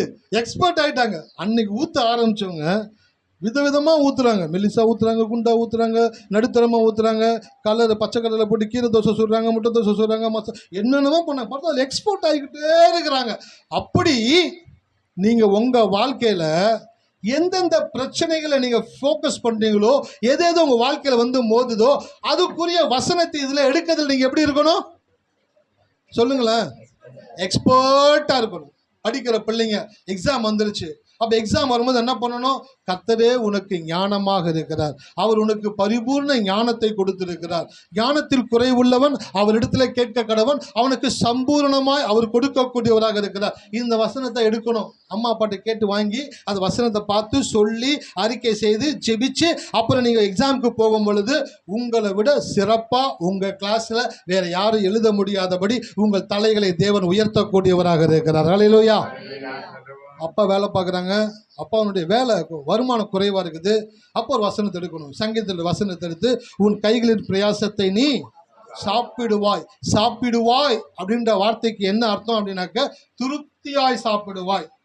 மிச்சம் மீதி இருக்கிற அளவுக்கு உன் வீட்டில் எல்லாம் ரெடியாக இருக்கும். நீ விரும்புகிறத நீ ஆசைப்பட்ட இடத்துல இருந்து நீ பணங்களை கொடுத்து வாங்கி சாப்பிடக்கூடிய விதத்தில் உன் வருமானங்களை தேவன் ஆசீர்வதித்திருப்பார். அதுதான் அந்த வார்த்தைக்கான அர்த்தம். உன் கைகளின் பிரயாசத்தை நீ சாப்பிடுவாய் என்ற அந்த வார்த்தையை பிள்ளைங்க என்ன பண்ணணும்னாக்கா எடுத்து, இல்லை மனைவிகள் எடுத்து அந்த வார்த்தைகளை சொல்லி நீங்கள் செபிக்கணும். செபிக்கும் பொழுது நீங்கள் அதில் எக்ஸ்பர்ட்டாக மாறிக்கிட்டு இருக்கிறீங்க. ஹல்லேலூயா. உலகத்தான விட்டுருங்க சார், உலகத்தான விட்டுருங்க. ஒரு தேவனுடைய பிள்ளை வசனத்தை கண்டுபிடித்து எடுத்து அதை நம்பி அதை அறிக்கை செய்ய ஆரம்பிச்சிட்டான் அப்படின்னாக்க அவனை விட எக்ஸ்பர்ட் வேறு யாருமே கிடையாது. ஹல்லேலூயா. நீங்கள் சொல்கிற காரியங்களை தேவன் உங்களுக்காக செய்யக்கூடியவராக இருக்கிறார். அந்த டாக்டர் எழுதி கொடுத்த மருந்து மெடிக்கல் ஷாப்பில் இருக்குமா இருக்காதா? ஒரு மெடிக்கல் ஷாப்பில் இல்லாமல் இருக்கலாம், எல்லா மெடிக்கல் ஷாப்லையுமே இல்லாமல் இருக்கும். அடுத்த மெடிக்கல் ஷாப் போனால் அந்த மாத்திரை எடுத்து கொடுக்குறான், அதோ காம்போசிஷன் அதே கம்பெனி எடுத்து கொடுக்குறான். ஆனால் அப்போ அந்த டாக்டருக்கு அந்த மருந்து இருக்குன்றது என்ன இருக்குது? ரிஜிஸ்டர் இருக்குது. அதே போல் உங்கள் லைஃப்லையும் சரி, நீங்கள் தேவனுடைய உபாகமம் 28 படி உன் கர்ப்பத்தின் கனியும் அப்படின்ற வார்த்தையை படிக்கும் பொழுது அது நம் வாழ்க்கையில் இல்லாத பொழுது கடவுள் சொல்லி இருக்கிறபடியினாலே இது என் வாழ்க்கையில் நடந்து ஆகணும். அல்லேலூயா. இருக்கீங்களா? சில மனைவி கணவன்ட்டு கேட்பாங்க, எனக்கு தெரிஞ்சு ஆகணும், தெரிஞ்சாகணும். எங்கள் அம்மா பார்த்தீங்கன்னா ரொம்ப அயன் லேடி, ஜெயலலிதா மாதிரி பிச்சு எடுத்துருவாங்க. வெளியே எங்கேயும் போகக்கூடாது அப்படின்னு சொல்லியிருப்பாங்க. எங்கள் அம்மா தூங்குற வரைக்கும் பார்த்துக்கிட்டே இருப்பேன். மத்தியான டைமில் அப்படியே நான் இப்போ இவ்வளோ கருப்பாக இருக்கிறதுக்கான காரணம் என்னன்னு சொல்கிறேன். சின்ன பிள்ளைலையும் கருப்பாக தான் இருந்தேன். ரொம்ப கருப்பானதுக்கான காரணத்தை சொல்கிறேன். லீவ் விட்டோன்னே எங்கள் அம்மா என்ன பண்ணுவானாக்கா, வெயிலில் போனால் கருத்துருடா, அதனால் பக்கத்துலேயே படு அப்படின்ட்டு ரிப்பன் என்ன பண்ணுவானாக்கா என் கையோடு சேர்த்து கட்டிடுவாங்க. கையோடு சேர்த்து கட்டி படு அப்படின்னு சொல்லுவாங்க. எங்கள் அம்மா தூங்குவாங்க. எங்கள் அம்மா நைட்டு 2 மணிக்கு வியாபாரத்துக்கு போவாங்க. 11 மணிக்கு தான் வருவாங்க. நைட்டு 2 மணிக்கு போயிட்டு காலைல 11 மணிக்கு வருவாங்க. ஸோ டயர்டாகிடும் அவங்களுக்கு. படுத்தோன்னே தூங்கிடுவாங்க. கொரட்டை பயங்கரமாக விடுவாங்க. நான் என்னுடைய வேலை என்னன்னாக்கா, அவங்க தூங்கின உடனே அந்த ரிப்பனை பொறுமையாக கழட்டிட்டு அவங்க கையிலேயே சுற்றி வச்சுட்டு பாருங்க. அப்போ அறிவு இல்லை, திருப்பி வீட்டுக்கு வந்து அடி விழுகுமா விழுகாதா, அப்புறம் பார்த்துக்கலாம்டா. வெளியிலேருந்து பசங்க அப்புறம் கூப்பிட்றானுங்களா, ஓட்டு மேலே கள்ள தூக்கி போடுறது, விசில் அடிக்கிறது, கதவை தட்டுறது, இந்த வேலைலாம் வெளியே நடந்துக்கிட்டு இருக்கோம். இதெல்லாம் சமாளித்து வெளியில் வந்து போய் நல்லா விளையாண்டு முடிச்சுட்டு வீட்டுக்குள்ளே வரும்போது பார்த்தோன்னா அப்படியே விறுவிறுத்து ட்ரெஸ் எல்லாம் அழுக்காய் அப்படி வருவேன். பார்த்துக்குவேன், அம்மா பார்த்துருவாங்க. அவனுங்க உள்ளே வர சொல்லு. உள்ளே வந்து நின்னோன்னே எங்கே போனேன் அம்மா, இந்த பக்கத்து தெருல. எங்கே போனேன்? பக்கத்து தெரு தான் போனேன். இதுக்கு மேலே என்ன சொல்கிறது? எனக்கு தெரிஞ்சு ஆகணும். எங்கள் அப்பா பக்கத்தில் சொல்லுவார், விட்ரே ஏதோ விளையாண்டுட்டு வந்திருப்பான், அவனை போட்டு எங்கே போனேன் தொல்லை பண்ணிட்டு இருக்காது. நீங்கள் வாயை மூடுங்க. எங்கே போனேன் எனக்கு தெரிஞ்சு ஆகணும். அந்த மாதிரி சில பேர் எனக்கு தெரிஞ்சு ஆகணும் ஒரு விஷயத்தில் அவ்வளோ ஸ்ட்ராங்காக அவ்வளோ ஒரு காரியத்தை என்ன பண்ணுறாங்க, அந்த வார்த்தையை பிடிச்சி இழுத்துக்கிட்டு எனக்கு தெரிஞ்சு ஆகணும். இந்த விஷயத்தில் எதுக்கு சொல்ல ஆரம்பித்தேன்? என்னதுங்க? கற்பத்தின் கனியா? நான் அப்பப்போ அந்த மாதிரி கேட்கறதுக்கான காரணம் என்னன்னா, நீங்கள் எப்படி என்னை ஃபாலோ பண்ணிட்டு வரீங்கன்றது கேட்கறதுக்காக தான். எனக்கு தெரிஞ்சு ஆகணும். அப்போ நான் சொல்கிறேன், உன் கர்ப்பத்தின் கனியும். அப்போ என் கர்ப்பத்தின் கனி ஆசீர்வதிக்கப்பட்டு இருக்க வேண்டும் என்று யார் விரும்புகிறார்? தேவன் விரும்புகிறாரு. தேவன் டாக்டர் எழுதிய கிட்ட ரிசிப்ஷனை கொடுத்துட்டாரு, பிரிஸ்கிரிப்ஷனை கொடுத்துட்டாரு. இந்த பிரிஸ்கிரிப்ஷன்ல இருக்கக்கூடிய மாத்திரை எங்கேயும் கிடைக்காது, அது எனக்குள்ளேயே தேவன் வைத்திருக்கிறார். ஹல்லேலூயா! எவ்வளோ நல்ல தேவன் பாருங்க சார். அவர் டாக்டரு, அவர் ஸ்லிப் எழுதி கொடுத்துருக்கிறாரு. அந்த ஸ்லிப்ல இருக்கிற மாத்திரை எங்கேயும் போக தேவையில்லை. மரணமும் ஜீவனும் அதில் பிரியப்படுகிறவர்கள் அதன் கனியை. அப்போ இந்த பிரிஸ்கிரிப்ஷன்ல சொல்லப்பட்ட மாத்திரை எங்க கிடைக்கும் அப்படின்னாக்க, உங்க வாயிலேயே தேவன் வைத்திருக்கிறார். அந்த மாத்திரையை எடுத்து என் கர்ப்பத்தின் கனியும் ஆசீர்வதிக்கப்பட்டிருக்கும் என்று தேவன் சொல்லுகிறபடினாலே அந்த இடத்துல நான் நிற்கிறேன். அந்த வார்த்தையில் நான் நிற்கிறேன் அப்படின்னு நீங்கள் என்னைக்கு சொல்ல ஆரம்பிக்கிறீங்களோ அன்னைக்கு நான் சொல்கிறேன், உங்கள் வாழ்க்கையில் நடக்க வேண்டிய எல்லா காரியங்களையும் அந்த மருந்து வேலை செய்து உங்களுக்குள்ளே உருவாக்கக்கூடியதாக இருக்கிறது. அப்போ நீங்கள் என்ன ஜாதி? பெருகுகிற ஜாதி. எதுல பெருகுகிற ஜாதி? தேவன் சொன்ன காரியங்கள் எல்லாம் என் வாழ்க்கையில சரியாய் நடக்க வேண்டும் என்று தேவன் விரும்புகிறபடினாலே என் வாழ்க்கையில் அது நடக்க வேண்டும். நிற்கணும் அந்த வார்த்தையில். கிறிஸ்தவன்னா யாருங்க? தேவனுடைய வார்த்தையில் நிற்கிறவன். மாலை வேலை பைபிள் படிச்சுட்டே இருந்தேன். வேதம் வாசித்து ஜெபிக்கிறவர்கள் கிறிஸ்தவர்கள், வேத வார்த்தையை விசுவாசித்து கிரியை செய்கிறவர்களே தேவர்கள். எத்தனை பேத்துக்கு புரியுது சொல்றது? எல்லாருக்கும் என்ன சொல்லி வளர்த்துட்டாங்கனாக்கா, கிறிஸ்தவத்தில் பைபிள் வாசிச்சியா, சோம் பண்ணியா, அது என்னன்னாக்கா டெய்லி காலை பல்லு விளக்குனியா, குளிச்சியா அப்படின்னு கேட்குற மாதிரி ஆகி போச்சு. பைபிள் வாசிச்சியா, ஜெபிச்சியா, இந்த வார்த்தை கேட்டேன்னா பைபிள் வாசித்தேன், ஒரு அதிகாரம் வாசித்தேன், எவ்வளோ நான் ஜெபம் பண்ணேன், 4 மணி நேரம் ஜெபம் பண்ணேன், சரி ஓகே போ. அதான் இன்றைக்கி அந்த நாளுக்கு அவங்க குவாலிஃபை ஆகிட்டாங்க, போங்க. இப்படியே சொல்லியே கெட்டு குட்டிச்சவராக போச்சு. பைபிள் வாசிச்சியா ஜெபிச்சியான்ற வார்த்தையை கேட்கறதுனால அதை ஒரு சடங்காச்சாரமாய் மக்கள் செய்கிறபடினால வாழ்க்கையில் ஒரு பெரிய ஆசீர்வாதத்தை பார்க்க முடியல. பாருங்களேன், வேதம் வாசித்து ஜெபிக்கிறவர்கள் கிறிஸ்தவர்கள், வேத வார்த்தையை விசுவாசித்து கிரியை செய்கிறவர்களே தேவர்கள். அப்ப வேத வசனத்தை படிச்சு கிரியை செய்ய வேண்டும். பாருங்க, படிப்பதும் கேட்பதும் அறிவை கொடுக்கும், முயற்சிப்பதும் பயிற்சிப்பதுமே அந்தஸ்தை கொடுக்கும். அல்லேலூயா! நம்மளுக்கு எல்லாமே நம்ம ஒரு பக்கம் மட்டுமே சொல்லி கொடுத்தே வளர்த்துட்டாங்க கிறிஸ்தவத்தில். அதனால மக்கள் என்ன பண்ணாங்கனாக்கா, அதிகமாக பைபிள் படிக்கிறேன் சார், அப்புறம் அதிகமாக செய்தி கேட்பேன் சார். நீ யூடியூப்பை திறந்தா ஊருப்பட்ட செய்தி இருக்குது. எந்த செய்தியை பார்க்குறேன்னு முடிவு பண்ணுறதுக்கே 2 மணி நேரம் எடுத்து. இவர் செய்தி 5 நிமிஷம் கேட்போம், நல்லா இருக்குமா, இல்லை அடுத்த செய்தி போ, இல்லை அடுத்த செய்தி போ, சுற்றி பார்த்தா 2 மணி நேரம் முடிச்சு கடைசியில் எந்த செய்தியுமே கேட்கல. நீங்கள் அவ்வளோ செய்திகள் யூடியூப்ல இருக்குது. அப்போ மக்கள் என்ன பண்ணுறாங்க, ஏன் நான் நிறைய பைபிள் படிப்பேன், ரொம்ப சூப்பர் சிஸ்டர், அப்புறம் நான் நிறைய செய்தி கேட்பேன், பாத்திரம் வைக்கும்போது செய்தி கேட்பேன், துணி துவைக்கும் போது செய்தி கேட்பேன், காதில் ஹெட்ஃபோன் போட்டு செய்தி கேட்டுன்னு இருப்பேன். சரி சிஸ்டர், நீங்கள் அதிகமாக வேதத்தை வாசிக்கிறீங்க, சரி பிரதர் நீங்கள் அதிகமாக செய்தி கேட்குறீங்க, நீங்கள் படிக்கிறதையும் நீங்கள் கேட்குறதும் உங்களுக்கு அறிவை தான் கொடுக்கும், அறிவில் வளர்ந்துக்கிட்டே இருப்பீங்க. பைபிள் ஒரு வசனம் இருக்குது, அறிவு பெருத்தவன், ஆமாம், அதிக படிப்பு உடலுக்கு இளைப்பு. அறிவு பெருத்தவன் என்ன பெருத்தவன்? ஆமா, அதிகமா படிச்சு அதிகமா கேட்டீங்கன்னு வச்சுக்கோங்களேன், எதை நம்புதுன்னே தெரியாம போயிடும். கடைசியில் கன்ஃபியூஸாக உட்காந்துருப்பீங்க. இது கரெக்டா இருக்குமா, இல்லை அது கரெக்டா இருக்குமா, இது கரெக்டாக இருக்க மாதிரி தெரியுது. கடைசியில் பார்த்தா எதுவுமே கரெக்டாக இருக்காது. நான் சொல்கிறேன் உங்களுக்கு, நீங்கள் எவ்வளவா பைபிள் படிக்கிறீங்க, எவ்வளவா செய்தி கேட்குறீங்க, இந்த 2 காரியங்களை காட்டிலும் நீங்கள் எவ்வளவா கடவுளுடைய வார்த்தையை முயற்சி செய்கிறீங்க, கடவுளுடைய வார்த்தையை பயிற்சி செய்கிறீங்க. இது 2 தான் உங்கள் வாழ்க்கையில் அந்தஸ்தை கொண்டு வரக்கூடியதாக இருக்கிறது.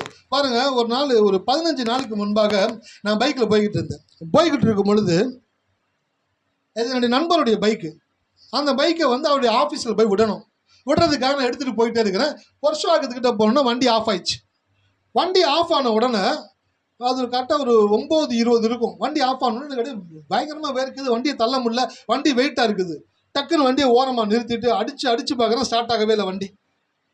சரி, ஃபஸ்ட்டு மெக்கானிக் ஃபோனை போட்டேன். ஏன் மெக்கானிக்கு, தம்பி இதுமாதிரி வண்டி ஸ்டார்ட் ஆகலை, ஆனால் இந்த காரியங்கள்லாம் செய்யுங்கண்ணா அப்படின்னு சொன்னான். அடித்து பார்த்தேன், செல்ஃப் இது பண்ணேன், ப்ளக் இது பண்ணேன், ஒவ்வொரு காலத்தை சொன்னேன், எல்லாம் பண்ணேன்.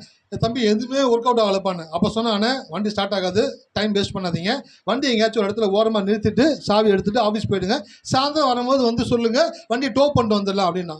சரின்னு சொல்லிட்டு யோசித்தேன். சரி, இங்கே லோக்கலில் மெக்கானிக் இருப்பாங்கல்ல, அவங்கள்ட்ட கேட்டு பார்க்கலாட்டு கூகுளில் நம்பர் எடுத்து ஒவ்வொரு மெக்கானிக்கும் அடிக்கிறேன். எல்லாம் என்ன சொல்கிறாங்க, நாங்கள் 10 மணிக்கு தான் கடை திறப்போம், 11 மணிக்கு தான் கடை திறப்போம், அப்படின்னா கூட நாங்கள் உங்கள் வண்டியை எடுத்துகிட்டு போக மாட்டோம், நீங்கள் உங்கள் வண்டியை தள்ளிட்டு வாங்க. எல்லாமே 3-4 கிலோமீட்டர் தள்ளிட்டு போகிற டிஸ்டன்ஸில் இருக்குது.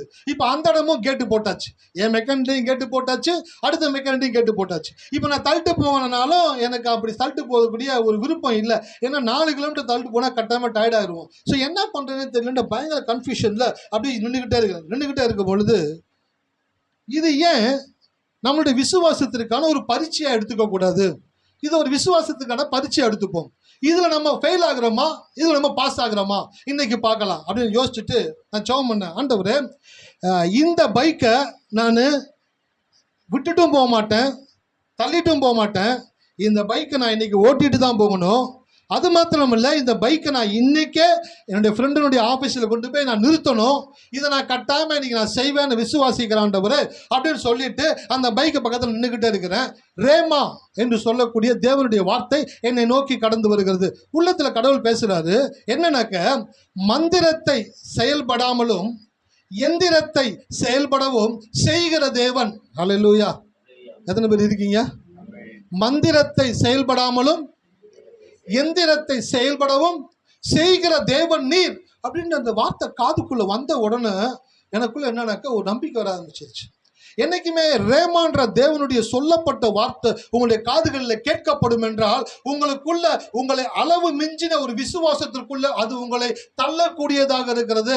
இந்த வார்த்தை வந்த உடனே அந்த பைக்கு கிட்ட நின்று அந்த வார்த்தையை சொல்லிக்கிட்டே இருக்க, என் தேவன் மந்திரத்தை செயல்படாமல் செய்கிறவர், எந்திரத்தை செயல்பட செய்கிற தேவனாக இருக்கிறார். இந்த வண்டி இயேசுவின் நாமத்தினாலே ஸ்டார்ட் ஆகும் அப்படின்ற வார்த்தையை சொல்லிட்டு வண்டியை பக்கத்தில் நின்றுக்கிட்டே இருந்தேன்.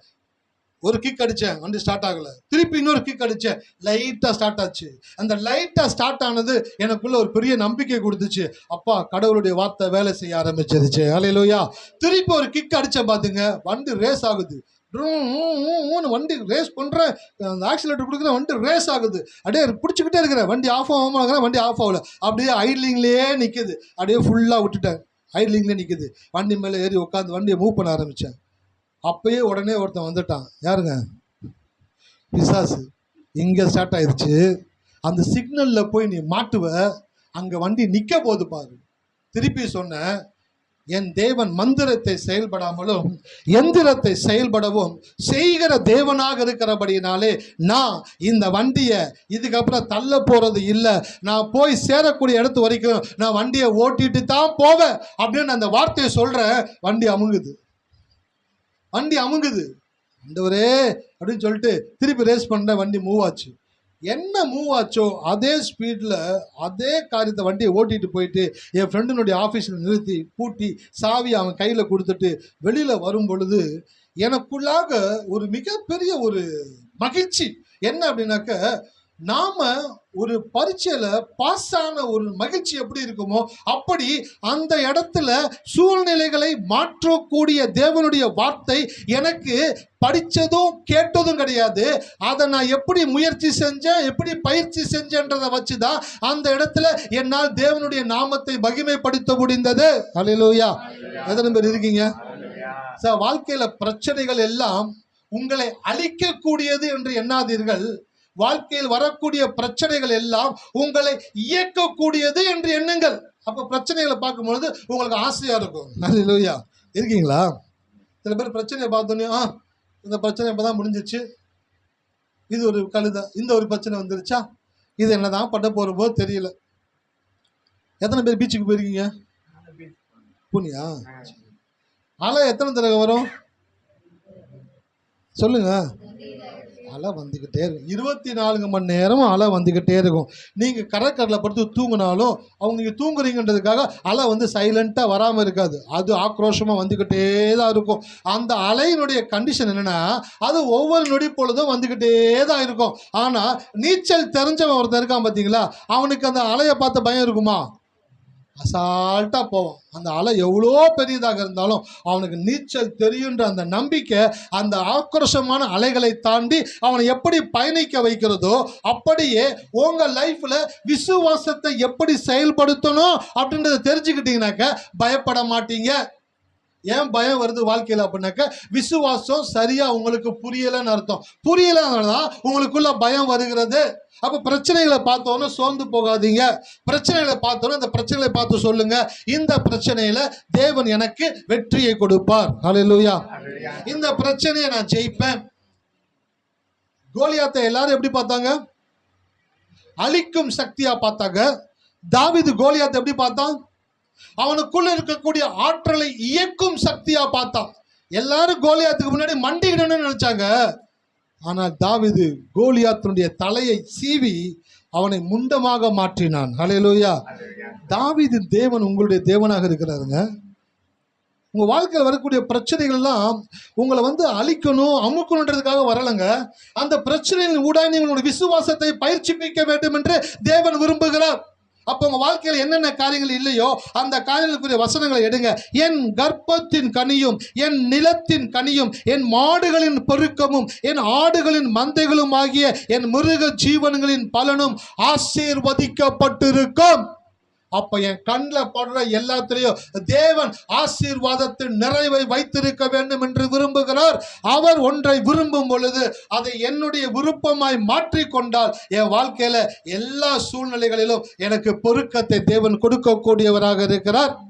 அதனால அதிகமா பைபிள் படிக்காதீங்கன்னு சொல்லலை, அதிகமா செய்தி கேட்காதீங்கன்னு சொல்லலை. அதிகமாக பைபிள் படித்து அதிகமாக செய்தி கேட்டு அது என்ன ஆகுதுனாக்கா உங்களுக்கு ஒரு ஹேபிட் மாதிரி ஆகிடும். அதிகமாக பைபிள் வாசிக்கணும், அதிகமாக செய்தி கேட்கணும். அந்த ஹேபிட்டுக்குள்ளே போயிட்டீங்கன்னாக்க முக்கியமான ஒரு விஷயம் என்னன்னாக்க கிரியை இல்லாத விசுவாசம், கிரியை இல்லாத விசுவாசம் செத்தது. எனக்குள்ள விசுவாசம் நிறைய இருக்குது ஐயா. சரி, ஓகே, அதை எப்படி கிரியையில் கொண்டு வந்தீங்க? அதை எப்படி செயல்படுத்துனீங்க? அதனால எப்படி ஒரு ஆசீர்வாதத்தை வாழ்க்கையில பெற்றுக்கொண்டீங்க? அதுதான் உங்களுடைய வாழ்க்கையில அந்தஸ்தை கொடுக்கக்கூடியதாக இருக்கிறது. படிப்பதும் வார்த்தையை கேட்பதும் அறிவை கொடுக்கும்.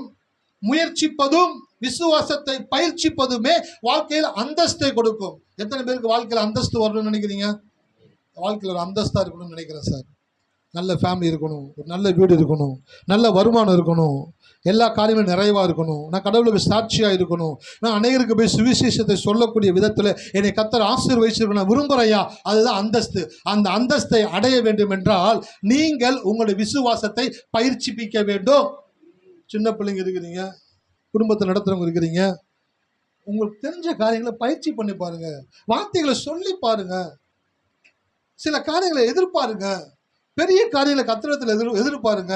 நான் இன்னைக்கு வேலைக்கு போகிறேன், என்ன நடக்குமோ தெரியல, பார்ப்போம் அப்படி சொல்லக்கூடாது.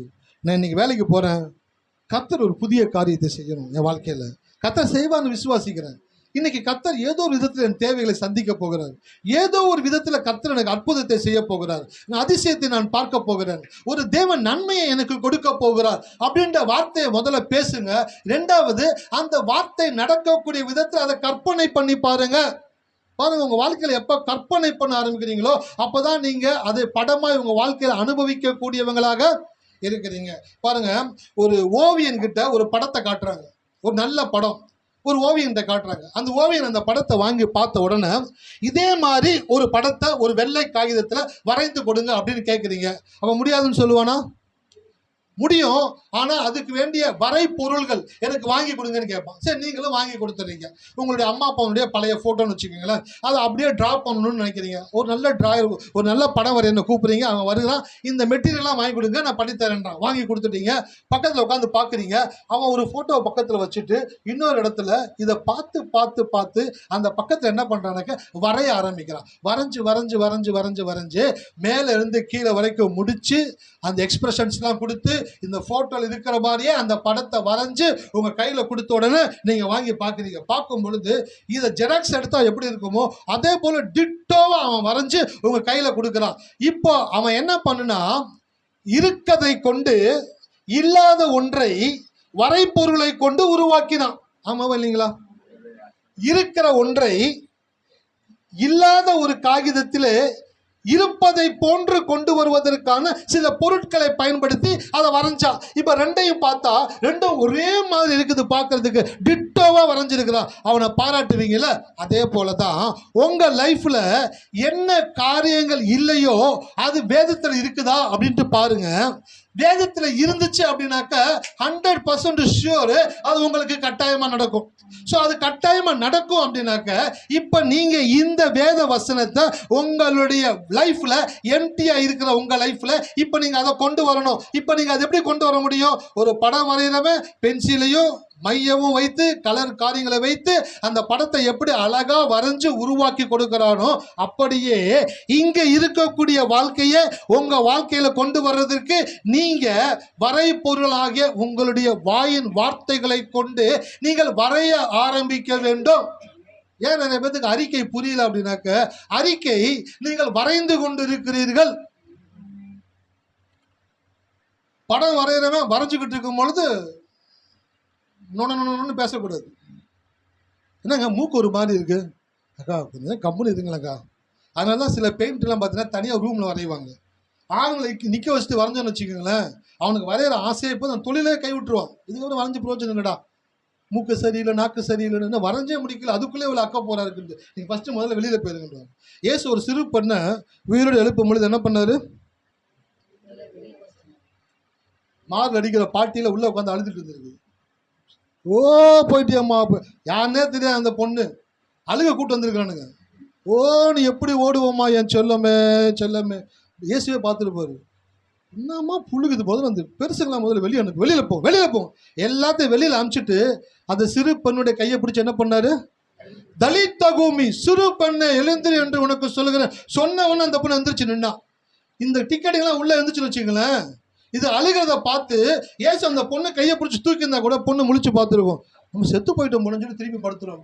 அப்படிப்பட்ட ஆட்கள் அவிசுவாசத்துல மூழ்கி இருக்கிறவங்க மொத்த பேரையும் வெளியே அமைச்சிட்டு தான் அந்த பொண்ணை தூக்குறாரு. அதே போல ஒருத்தன் படம் வரையும் பொழுது சும்மா மூக்க விடக்கூடாது. நாக்கு சரியில்லை, தலைமுடி சரியில்லை, வரைஞ்சு முடிச்சோன்னு பாரு, வரைகிற வரைக்கும் அப்படிதான் இருக்கும், வரைஞ்சு முடிச்சோன்னு பாரு அது கரெக்டா இருக்கும். அப்படி சொல்றது போல நீங்க சொல்லணும், என்ன வாழ்க்கையில் ஒன்றும் காரியம் நடக்கலையே, எதுவும் நடக்காத மாதிரி தெரியுத, வரைஞ்சுக்கிட்டு இருக்கிறேன், செதுக்கிக்கிட்டு இருக்கிறேன், என் வாயின் வார்த்தைகளை சொல்லி உருவாக்கி கொண்டிருக்கிறேன். இந்த வேதத்துல என்ன இருக்குதோ அது என் வாழ்க்கையில் இருக்கணும்னு தேவன் விரும்புகிறபடியினாலே அதை எம்டியான என் வாழ்க்கையில நான் வரைந்து கொண்டு இருக்கிறபடியினாலே, என் வாயின் வார்த்தைகளை கொண்டு நான் வரைகிறபடியினாலே முடிகிற வரைக்கும் பேச. எரிகோ கோட்டையை சுற்றி வரும்போது கடவுள் ஒரே ஒரு கண்டிஷன் போட்டார். என்ன போட்டாரு? வாயை மூடு, வாயை மூடு. சில பேர் வீட்டில் சொல்லுவாங்கல்ல, வாயை மூடு, பேசுறது வாயை மூடு. அதே போல தான் கடவுள் சொல்றாரு, உன் வாழ்க்கையில நீ ஆசைப்பட்டது உன் வாழ்க்கையில இல்லாம இருக்கலாம், அது வேதத்துல இருந்துச்சு அப்படின்னாக்கா உனக்கு 100% கேரண்டி அது கட்டாயம் நடக்கும். ஹல்லேலூயா. எத்தனை பேர் மகிழ்ச்சியா இருக்கிறீங்க? உங்க வாழ்க்கையில இல்லாதது பைபிளில் கடவுள் இருக்குன்னு சொல்லியிருந்தாருன்னா அதுவே ஒரு மிகப்பெரிய ஒரு கான்ஃபிடென்ஸு, கட்டாயமாக அவங்களுக்கு நடக்கும். இப்போ நடக்கிறதுக்கு நான் ரெண்டாவது என்ன பண்ணணும்? நான் வேதத்தை வாசித்து செய்தி கேட்டுக்கிட்டே இருக்கிறதுனால இது என் வாழ்க்கையில் நடக்காது. எங்கள் அப்பாவுக்கு எங்கள் அம்மா இருக்கிற ஃபோட்டோவை நான் வரையணும். சரி, அடுத்த வருஷம் போகிறீங்க, அக்கா எங்கள் வீட்டில் எங்கள் அம்மா அப்பா ஃபோட்டோ இருக்குக்கா. சரி, அது எப்படினாச்சும் ஒரு நல்ல ஒரு ஆள்கிட்ட கொடுத்து வரையணும். போன வருஷம் வரும்போது இதான சொன்ன நீ, இன்னும் உனக்கு பெயிண்ட் கிடைக்கலையா, வரையறம் கிடைக்கலையா? இல்லை, கொடுக்காம இருக்கிறேன். அடுத்த வருஷம் ஏக்கா எங்கள் அம்மா அப்பா சொல்லுவாங்க, தயவுசெய்து இந்த வார்த்தையை சொல்லாத. இதே புராணம் மாதிரி ஒவ்வொரு வருஷம் வீட்டுக்கு வரும்போது எங்கள் அம்மா அப்பா போட்டதுக்கு எங்கள் அம்மா அப்பா போட்டதுக்கு வரையணும் கொடுத்து தொலைஞ்சாதான் ஒருத்தர் வந்து வரைஞ்சி கொடுப்பான். அதே போல தான் வார்த்தையை கேட்டுக்கிட்டே இருக்கிறனால உங்கள் வாழ்க்கையெல்லாம் நடக்காது. வார்த்தையை கேட்ட நீங்கள் வரைய ஆரம்பிக்கணும். ஹல்லேலூயா. உங்கள் வாயின் வார்த்தைகளை கொண்டு வரைய ஆரம்பிங்க. வசனத்தை பார்த்துட்டீங்களா? இது என் வாழ்க்கையில் இருக்கணும்னு ஆசைப்பட்டீங்கன்னா இந்த காரியங்களை எடுத்து என் கர்ப்பத்தின் கனியும் என்ற வார்த்தையை பார்த்த உடனே இது என் வாழ்க்கையில் இல்லையா, இது என் வாழ்க்கையில் இருக்கணும்னு கடவுள் விரும்புகிறாரா? டாக்டர் எழுதி பிரிஸ்கிரிப்ஷனை கொடுத்துட்டாரா? இந்த மாத்திரைக்கு நான் எங்கேயும் அலைய தேவையில்லை, அந்த மாத்திரையை என் வாயிலே வச்சிருக்கிறாரா? இப்போ இந்த மாத்திரையை என் வாயில் சொல்லி நான் உருவாக்கும் பொழுது என் உடலில் இருக்கக்கூடிய உறுப்புகள் எல்லாம் அந்த வாக்குத்தத்தத்திற்கு ஏற்றால் போல் செயல்படக்கூடியதாக இருக்கிறது. அப்போ நான் வரைஞ்சு கொண்டு இருக்கிறேன். வரைய ஆரம்பிங்க, சொல்ல ஆரம்பிங்க. பிள்ளைங்களை பார்த்து சொல்லுங்க, பெற்றோர்களை பார்த்து சொல்லுங்க, கணவன் மனைவி வீட்டில் சொல்லுங்க. கர்த்தர் பெரிய காரியங்களை செய்வார். கர்த்தர் நமக்காக யுத்தம் செய்வார். கர்த்தர் நம்முடைய தலையை உயர்த்துவார். கர்த்தர் நம்மளுடைய வாழ்க்கையில் மேய்ப்பராக இருந்து தேவைகளை எல்லாம் அற்புத விதமாய் சந்திக்கக்கூடியவராக இருக்கிறார் என்று சொல்லி அந்த எதிர்பார்ப்போடு கூட வாழ்க்கையை வாழ ஆரம்பிங்க. நீங்கள் போகிற வழியிலே உங்களுக்கான பெரிய வாய்ப்புகளை தேவன் ஏற்படுத்தி கொடுக்கக்கூடியவராக இருக்கிறார். அதான் செய்தி ஆரம்பிக்கும் போது சொன்னேன், யோசேப்புக்காக யார் வேலை பார்த்தா? கடவுள் வேலை பார்க்குறார் சார். அவ்வளோ பெரிய தௌலத்தான் அவன், அவ்வளோ பெரிய ஆளா நீ. சில பேர் கேட்பாங்களே, இன்னும் அவ்வளோ பெரிய ஆளா நீ, உனக்காக அந்த எம்எல்ஏ ரெக்கமெண்டேஷன் பண்ணுறாரு அப்படின்னு கேட்பாங்கள்ல. அதே போல் நான் சொல்கிறேன், நீங்கள் அவ்வளோ பெரிய ஆளு தான், நீங்கள் தௌலத்து தான், நீங்கள் தேவனுடைய பிள்ளை, உங்களுக்காக தேவன் வேலை பார்ப்பார். அல்லேலூயா. எந்த தகப்பனாச்சும் தான் பிள்ளைக்கு வேலை பார்க்கறதுக்கு யோசிப்பானா? இன்னைக்கு காலையில் என் பையன் காலேஜ் கிளம்பிட்டு இருந்தான். அவன் ஷூவை நான் துடைக்க விட மாட்டான், அவன் ஷூவை நான் துடைக்காமல் விட மாட்டேன். டெய்லி இது ஒரு போராட்டம். ரெடி துடைக்காங்கன்னு சொல்லுவான். துடைக்கலப்பா பார்த்தா எடுத்து துடைச்சிட்டு இருக்கேன். என் பையனோட ஷூ எடுத்து அப்படியே துடைச்சிக்கிட்டே அப்படி யோசிச்சு பார்த்தேன். பக்கத்துல இருந்து எவனாச்சும் பார்த்தானா, என்னப்பா அவன் பையனுக்கு ஷூ துடைச்சி கொடுக்குறாரு, அது விட பையனை துடைக்க முடியலையா? இல்லை, லவ், பையன் மேல ஒரு அஃபெக்ஷன், அன்பு இருக்கும் பொழுது பையனுக்காக ஒரு விஷயத்தை செய்யறதுக்கு அப்பா ஒரு நாளும் கூச்சப்படுறது. போயிட்டு வந்தான், டேடி காலில் ஒரே வலி டேடி, பஸ்ஸில் 3 மணி நேரம் உட்கார வச்சான், டிராஃபிக் ஒன்றுமே பண்ண முடியல டாடி, ஐயோ கால் வலிக்குது டாடி அப்படின்னு. சரி பண்ணுறான்னு சொல்லிட்டு அவன் காலை பிடிச்சி விட்டேன். கொஞ்சம் நேரம் போதும் டாடி நான் பிடிச்சி விடுறேன்னு போதுடா என்ன பண்ணுறான்னு சொல்லிட்டு திருப்பி அவன் காலை பிடிச்சி விட்டேன். பிடிச்சி விடும் பொழுது நான் யோசிக்கிறேன், நான் ஒரு தகப்பன் ஸ்தானத்தில் இருக்கிறேன், என் பையனுக்கு கால் பிடிச்சி விடுறேன், என் பையனுடைய ஷூவை தொடச்சி கொடுக்குறேன். இதெல்லாம் நான் அசிங்கம்னு நினைக்கல, இது நான் லவ்வில் இருந்து பண்ணுறேன். ஹல்லேலூயா. அப்போ யோசேப்புக்காக கடவுள் ராஜா கிட்ட போய் சொப்பனத்தை கொடுத்து வேலை பார்க்கும் பொழுது லவ்ல தேவன் வேலை பார்த்தாரு. ஹல்லேலூயா. உங்கள் வாழ்க்கையில் நீங்கள் உங்கள் கடவுளை புரிஞ்சுக்கிட்டீங்க அப்படின்னாக்க உங்கள் மேலே இருக்கிற அன்புனால அவர் எந்த இடத்திலும் இறங்கி எவரையும் சந்தித்து உங்களுக்காக அவர் வேலை செய்யக்கூடியவராக இருக்கிறார். லவ்ல கடவுளுக்கு எப்படி லவ் உங்கள் மேலே வரும்? நீங்கள் எவ்வளவுக்கு எவ்வளோ அவர் வார்த்தையை நம்புறீங்களோ, எவ்வளவுக்கு எவ்வளோ டாக்டர் எழுதி கொடுத்த பிரிஸ்கிரிப்ஷனை நம்புறீங்களோ, அந்த மாத்திரை நீங்கள் தவறாமல் யூஸ் பண்ணுறீங்களோ, அப்போ தான் டாக்டருக்கு உங்களை பிடிக்கிறது போல உங்கள் அப்பாவுக்கு உங்கள் வாக்குத்தத்தத்தை சொல்லும் பொழுது தான் உங்களை பிடிக்கும். ஹல்லேலூயா. நீங்கள் விஷயத்தை எடுத்துக்கொண்டு போங்க. அந்த லவ்ல, அன்புல அந்த தேவனை மிஞ்சுறதுக்கு யாருமே கிடையாது. தேவன் அன்பாகவே இருக்கிறார். உங்கள் வாழ்க்கையில் ஒரு பெரிய காரியங்களை தேவன் செய்ய போகிறார். ஒரு பெரிய நன்மை உங்களை நோக்கி வந்து கொண்டு இருக்கிறது. ஒரு பெரிய ஆசீர்வாதம் உங்களை நோக்கி வந்து கொண்டிருக்கிறது. தேவனுடைய ஊழியக்காரன் என்ற ஸ்தானத்தில் இருந்து தேவனுடைய வார்த்தையை உங்களோடு கூட சொல்லி கொண்டிருக்கிறேன். நம்புங்க, விசுவாசிங்க.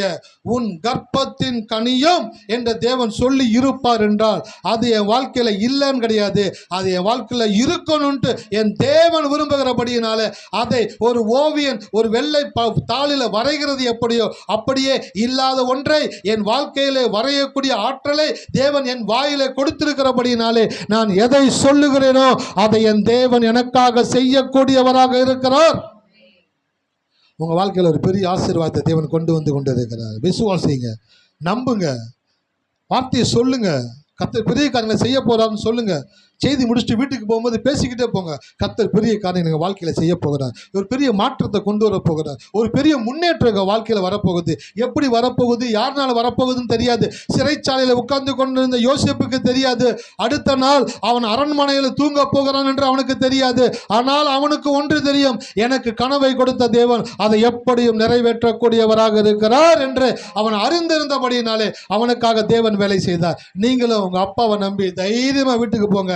எங்களுக்கான நல்ல ஒரு எதிர்காலத்தை கடவுள் வைத்திருக்கிறார் என்று விசுவாசிங்க. நீங்க எவ்வளவுக்கு எவ்வளவு விசுவாசிச்சு ரிலாக்ஸா இருக்கிறீங்களோ உங்களுக்காய் உங்கள் தேவன் அதிவேகமாய் வேலை செய்யக்கூடியவராக இருக்கிறார். கண்களை மூடுவோம். நன்றி தகப்பனே, நன்றி ராஜா, உடைய அன்புக்காக ஸ்தோத்திரம் ஆண்டவரே. ஒரு தகப்பன் தன் பிள்ளைக்கு எப்படி சின்ன சின்ன வேலைகள்